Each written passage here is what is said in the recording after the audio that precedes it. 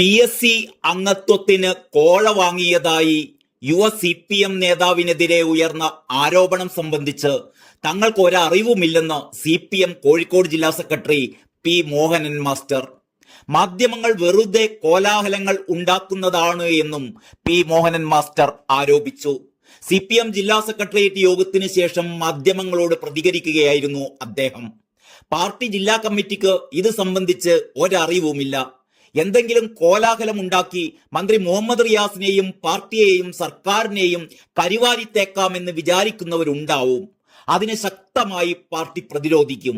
തെറ്റായ പ്രവണതകൾ ഒരു പാർട്ടി പ്രവർത്തകന്റെ ഭാഗത്തു നിന്നും ഉണ്ടാകാൻ പാടില്ല.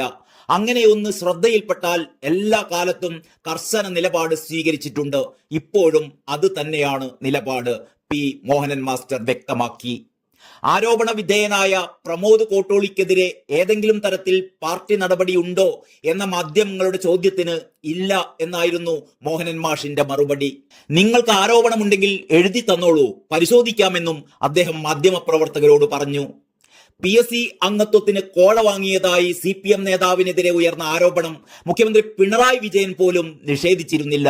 വാർത്ത ചൂണ്ടിക്കാട്ടി നിയമസഭയിൽ പ്രതിപക്ഷം ആരോപണം ഉയർത്തിയപ്പോൾ നാട്ടിൽ പലവിധ തട്ടിപ്പുകളും നടക്കുന്നുണ്ടെന്നും അതിനെതിരെ സ്വാഭാവിക നടപടി ഉണ്ടാകുമെന്നുമായിരുന്നു മുഖ്യമന്ത്രി പറഞ്ഞത്. ചോദ്യോത്തരവേളയിലാണ് MK മുനീറിന് വേണ്ടി N ഷംസുദ്ദീൻ ഈ വിഷയം ചൂണ്ടിക്കാണിച്ചിരുന്നത്. ഹോമിയോ ഡോക്ടർമാരായ ദമ്പതികളാണ് PSC അംഗത്വത്തിന് പ്രമോദ് 22 ലക്ഷം രൂപ കൈക്കൂലി വാങ്ങിയെന്ന് പരാതിപ്പെട്ടത്. വനിതാ ഡോക്ടർക്കായി ഭർത്താവാണ് ഇത്രയും തുക നൽകിയിരുന്നത്. 20 ലക്ഷം രൂപ അംഗത്വത്തിനും 2 ലക്ഷം രൂപ മറ്റ് ചെലവുകൾക്കുമാണ് ആദ്യഘട്ടത്തിൽ കൈമാറിയതത്രേ. 60 ലക്ഷം രൂപ നൽകിയാൽ PSC അംഗത്വം മന്ത്രി PA മുഹമ്മദ് റിയാസിന്റെയും മറ്റും ഇടപെടലിലൂടെ സംഘടിപ്പിച്ചു നൽകാമെന്നായിരുന്നു പ്രമോദിന്റെ വാഗ്ദാനം.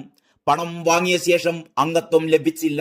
പിന്നാലെ ആയുഷ് മിഷനിൽ ഉയർന്ന തസ്തിക വാഗ്ദാനം ചെയ്തെങ്കിലും അതും നടന്നില്ല. ഇതോടെയാണ് ഇയാൾക്കെതിരെ ദമ്പതികൾ പാർട്ടി നേതൃത്വത്തിന് പരാതി നൽകിയത്.